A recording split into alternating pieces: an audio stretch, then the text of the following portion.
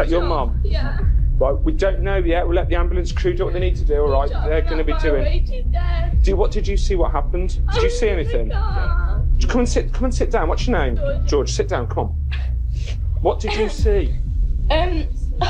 Oh, my mum's dead. My mum's dead. This is 14-year-old Georgia Gabriel Hooper, horrified after witnessing her mum's brutal murder up close.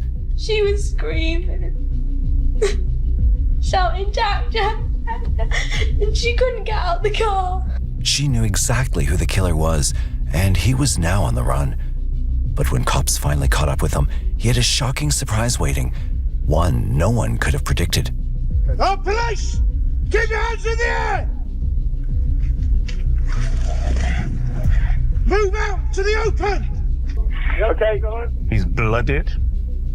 He's clearly in a lot of pain. It's a grotesque scene. In layman's terms, he's blown his face off. On January 26, 2018, at around 11:25 p.m., this disturbing 999 call was made from Newport in Shropshire, England. From agency. There's a lady in the car next to me being shot. Is she alive? I don't know. Okay. That's everywhere. Cheryl Hooper, her name is. Cheryl? Cheryl? Cheryl, can you hear me? She's not moving.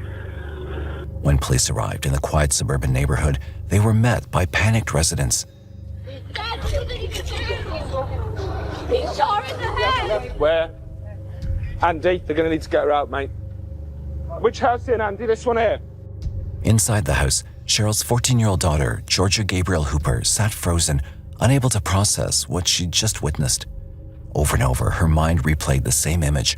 Her stepdad, Andrew Hooper, who was also known as Jack, shooting at her mother, Cheryl, again and again.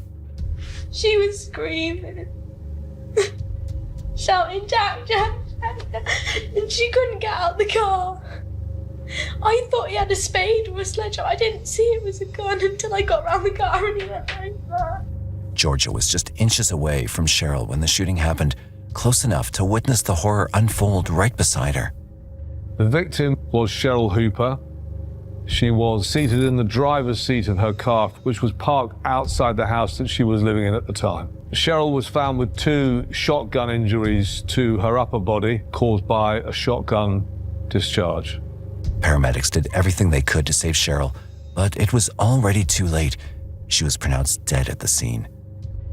After sharing the heartbreaking news with Georgia, the responding officer began asking her a few initial questions, trying to understand how Cheryl had been attacked. Pulled up on the drive. He pulled up in the silver Land Rover behind the car, so my mum couldn't go anywhere. He went up to the driver's window and had the gun and was banging the barrel against the glass. I didn't want to go over it. I didn't want to go over it. Oh, George, I know this is difficult. He was hitting the gun against the car. I thought it was a spade or something. I just thought he was going to hit her with something. I jumped out the car trying to unlock my phone. I couldn't unlock my phone. Trying to get the police to come straight away. He banged the glass shattered, and then he put the gun up properly and shot her. With Jack fleeing the scene, authorities wasted no time launching a full-scale manhunt. Jack was considered armed and dangerous, and officers knew exactly where to begin. The 400-acre farm he owned near Newport. Remote and isolated, it was the kind of place where anything could happen. It's pitch black. They don't know where he is. He could be hidden anywhere. They know that the last thing that Mr. Hooper did was to kill his wife. And who knows what's going through his mind. As the tactical team closed in, they were relieved to spot Andrew outside. But just when things seemed to be going their way, they were hit with the disturbing discovery no one saw coming. Somebody there. Movement. Okay. Oh, police! Keep your hands in the air! Move out to the open! Come, get on the floor, mate. Get down on the floor! Cover the buildings left and right. Cover the buildings. He shot himself. Yeah. I've got a medic man. Get down on the floor! Andrew, get on the floor! Get on the floor now! Get on your knees! Andrew, get on the floor! Floor now! Someone get a med pack! I've got a med pack! Okay. His face is He's devastated, if I'm honest. He's clearly taken the gun to his face. We're gonna help you, mate. And the moment that they come across him, they go from seeking his arrest to having to provide critical first Come on, aid. mate, get on your knees for me.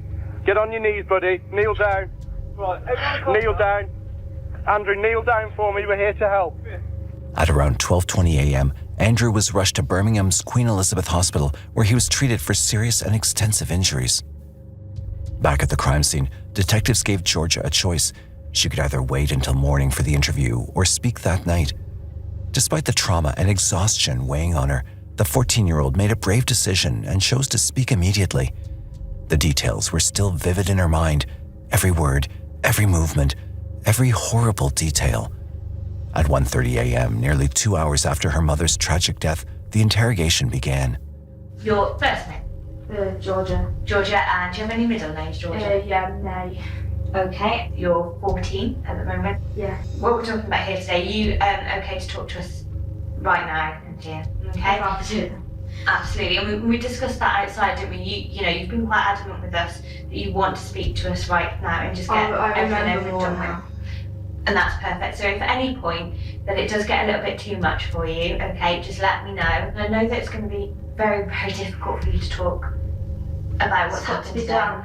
Detectives knew how fragile the moment was, but they also knew Georgia's words could be the key. They needed answers fast, and what they heard next shook them. That keeps replaying in your mind, okay? And you've also mentioned briefly about smells before. I know the smell of a shotgun cartridge and it just... I know it's going to be really, really difficult for you, but at this stage we need to kind of access those memories just to get as much detail as we possibly can from you. And so just go back to that. Sorry. Have you ever seen that gun before? I don't know. He's got lots of guns. According to Georgia, the night of the murder, Cheryl had gone to the pub with a friend. It was one of the rare times she'd gone out without her estranged husband, Jack. So you tell me about your mum and her friend. My mum's friend was Caroline Tranter. It wasn't anything serious. I think they just leant on each other a little bit and tried to help each other through it. Yeah. Through the hard times. However, Cheryl's time at the pub didn't remain peaceful for long. She texted Georgia, letting her know that Jack had shown up, and Georgia immediately sensed that something was wrong. Though Cheryl had managed to speak to him and convince him to leave, she likely had no idea about the sinister plan Jack was already putting into motion. My mum picked me up and she was on the phone to him when she picked me up.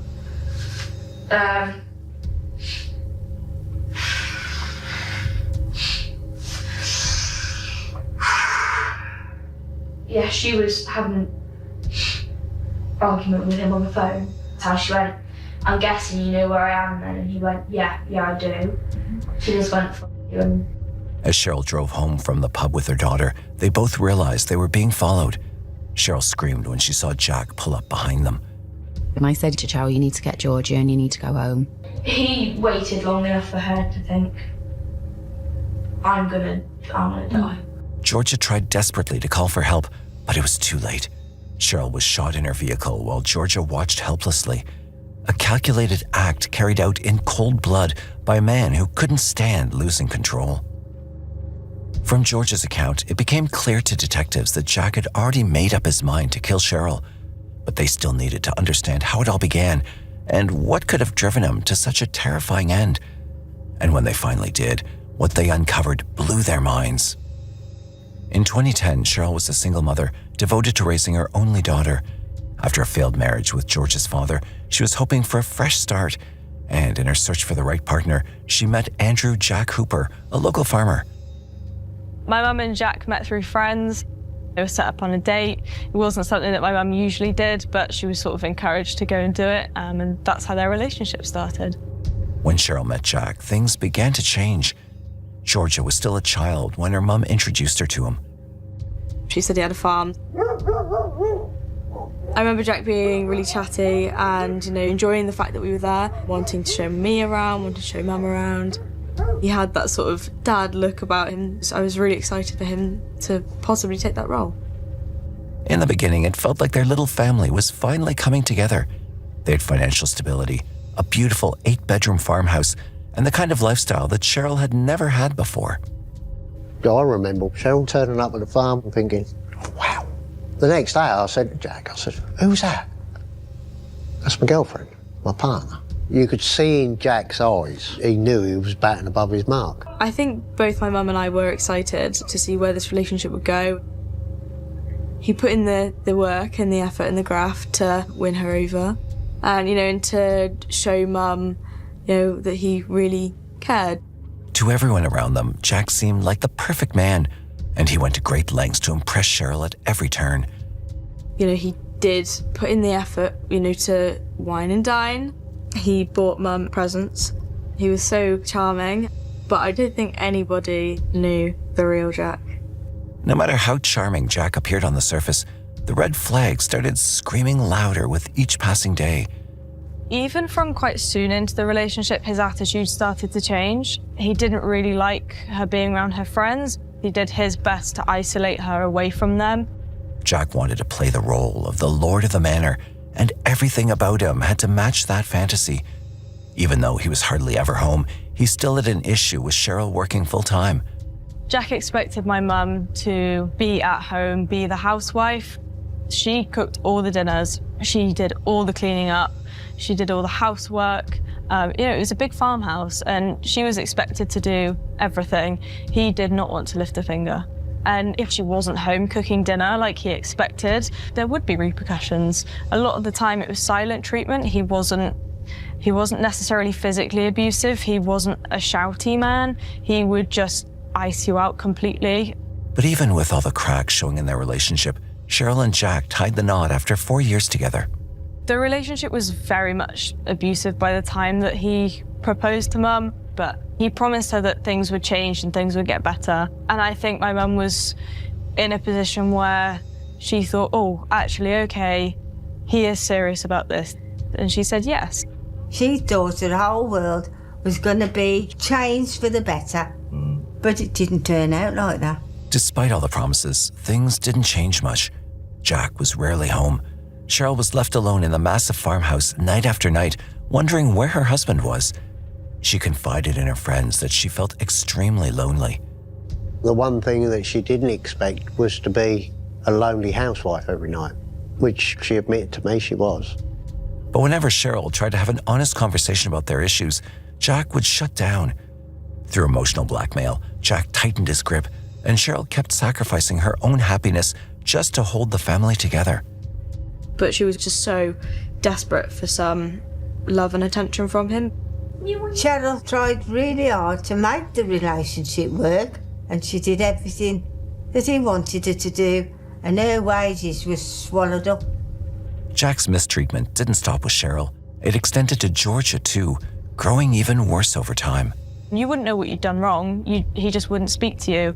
And sometimes it could be as simple as like breathing wrong. There was no rhyme or reason for it a lot of the time. Jack wasn't just abusing his family. He was also hiding a massive secret that was about to be exposed. Despite his flaunting wealth, he was buried in debt, which made him even more dangerous to be around. He just became so nasty. He was drinking a lot more. He became a lot more aggressive. He was more degrading to my mum, and things just started to get a lot more severe. By 2017, their marriage had hit rock bottom. However, December 8th, 2017 was the day that finally broke her patience. On that day, Cheryl had gone out with one of her friends. When Jack returned, he was far from pleased. The argument between them escalated, and in a fit of rage, he smashed the TV. Exhausted, Cheryl went to bed, but Jack wasn't finished yet. He then went down to his gun cabinet. I could hear him at the bottom of the staircase with his gun, breaking the barrels and putting them back together again, which is how you would load a shotgun. He then stamped up the stairs really slowly and in quite a menacing way. He flung the bedroom door open and he didn't have the gun, but he led my mum to believe that he had the gun. I've never seen somebody shake so much. All she could say to me was, I thought he had the gun and I thought he was going to shoot me. At this point, I'd really realised what he was capable of, and I said to her, enough's enough, we're leaving right now. Cheryl was terrified. It finally hit her. She had to get out if she wanted to protect herself and her daughter. With the support of her parents, Cheryl packed what she could and left the farm. She told her family that this time she was leaving for good. Moving into her parents' home brought some relief, but Cheryl couldn't shake the nagging feeling that Jack wouldn't just let her go without a fight. And she was right. On January 1st, 2018, Jack showed up unannounced at the house where Cheryl was staying and threatened to take his own life. She went round to the house and he was in the living room with a shotgun between his legs. The only way that she really could think of getting him to calm down was essentially by putting her head over the gun too and saying, you know, you need to stop this because I'm not going to let you take your life. Cheryl tried to console him, but in her heart, she'd already made the decision not to return. This only drove Jack deeper into a depression, and soon he began to stalk her every move. In an effort to control her, Jack devised a chilling plan. He stole Cheryl's car, claiming it was registered under the farm's name. A few days later, he returned it, apologizing for the theft. But from that point on, he started showing up at all the places Cheryl went, leading her to believe he'd placed a tracker in the car. The situation became so unbearable that, for the first time, on January 12, 2018, just 2 weeks before her murder, Cheryl reached out to authorities for help. Hello? Hi. Oh, hi there. Hello. Yes, I wonder if you could help me. Right, okay. So what was the incident that's happened? It started with my husband sort of smashing the TV and then different things of threatening to kill himself, and then he took my car from my parents' house and I didn't know about it. He did sort of follow us around a little bit over Christmas. We didn't see him, but he did ring up to say that he'd been looking for her. I suppose upset people and frustrated people just do silly things, don't they? Yeah. So. And what's your ex-partner's name? Andrew Jonathan Hooper. The police didn't press any serious charges at the time, since Jack hadn't caused any physical harm. However, on January 19th, 2018, his gun license was temporarily suspended, a move that, in hindsight, would prove to be very costly. Jack losing his guns would mean he couldn't go shooting, and shooting was a big show because he ran his own shoot. For all of his friends to see that he lost his guns because of something he was doing, that would be really embarrassing. He's lost Cheryl already, and then he's lost his guns. So what's he got left in life? Even though she knew the danger was still out there, Cheryl was determined not to let fear control her life. On the night of her murder, on January 26, 2018, she confided in her friend Caroline, saying she was ready to take a leap of faith. She said, I need you to come for a drink with me, I've got a friend. Really, with it being quite soon after a breakdown of a relationship, I was really excited for her to meet another man. As Cheryl and Caroline drove to the pub that night, Caroline couldn't shake the feeling that a car was tailing them. Concerned, she asked if it might be Jack. But Cheryl brushed it off, assuring her that he couldn't possibly know where they were going. Unfortunately, it wouldn't be long before she realized just how wrong she was after seeing Jack at the pub. Still hoping to keep things calm, Cheryl agreed to talk to him. She said, let's take this outside, Jack. She was not scared that Jack had come in the pub. I was petrified for her. They was outside for about 10 minutes, and then Jack left. In their brief conversation, Jack accused Cheryl of cheating, threatening her with divorce, and even warned that he'd burn Georgia's belongings still at the farm. While Cheryl dismissed most of these threats, Georgia, concerned for their safety, decided to call Jack herself. Don't know what's the room, Jack. She's giving you chance after chance. It's over, Georgia. Yeah, I know it is, and it's your fault. No, it's not. Yes, it is. If you hadn't treated us badly, it wouldn't be over. Well, if that's what you think, Georgia. That's what I know. You're 14, you know shit. That's nice. This has been going on for a long time. It doesn't mean you have a right to track the car. It doesn't mean you have a right to burn our stuff. Georgia had no inkling of the horrific plans Jack was formulating at that very moment. But as the call ended, CCTV footage captured his exact movements, revealing his every step. Within minutes, he's taken something from the farmhouse to place into his vehicle. It's my opinion that he's carrying a gun.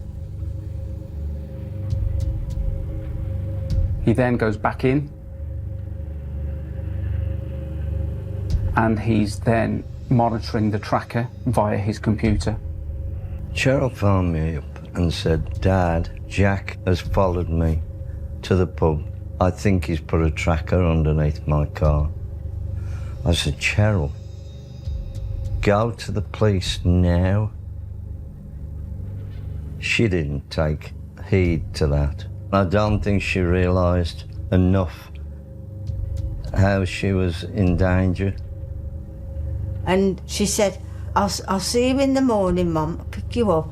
And I love you. And that was the last words. I never saw her again. Tragically, just minutes later, Jack Hooper would carry out one of the most horrific crimes imaginable right in front of his teenage stepdaughter, leaving her to live with the haunting memory of witnessing her mother's brutal murder. Yet, in a twist of fate, it was her account that provided the detectives with everything they needed to bring the killer to justice. I have a very firm belief that there's a reason I wasn't hurt, and there's a reason I'm here to be sharing our story, to be trying to save other people's lives. She's a 14-year-old girl. That's a really delicate thing to be doing. But we need fast time information for her to sit down and give us that account so quickly after the murder of her mother. It's just phenomenal. Detectives had built a solid case against Jack. Now, all they needed was for him to confess. Meanwhile, Jack remained in the hospital, barely clinging to life. 10 months later, he finally underwent a complex surgery carried out by a specialized team racing against time. Just weeks after that, Jack was ready for an interview, but this wasn't just any other interview. The police interview of Jack Hooper was extraordinary, something that I've never done and probably will never do again in my career. He's suffered terrible injuries, he's unable to speak, he hasn't got a mouth, he hasn't got a nose. Is your name Andrew Jonathan Hooper? Yes. And also present is your solicitor. Are you responsible for the death of your wife, Cheryl Gabriel Hooper, on the 26th of January 2018?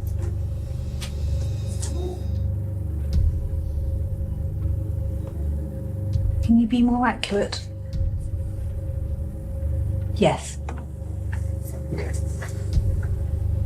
At this stage, I'd like to introduce a prepared statement that Mr. Hooper has given to me. I was knocking the driver's door window of the Range Rover with the barrel of the gun, just to emphasize that I was upset and I supposed to scare her. And somehow the gun went off, and that's what broke the glass. I realized that both barrels had gone off, and I realized what I'd done, and I panicked and drove off. When asked about his real intention, what Jack revealed was far more disturbing than anything the detectives had braced for. What do you mean when you say you wanted to scare her? I, end of word, W-A-N-T-E-D,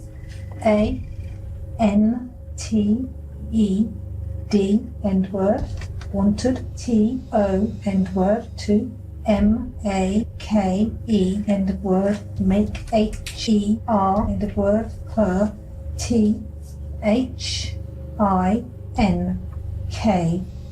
end of word, think, end of sentence. I wanted to make her think.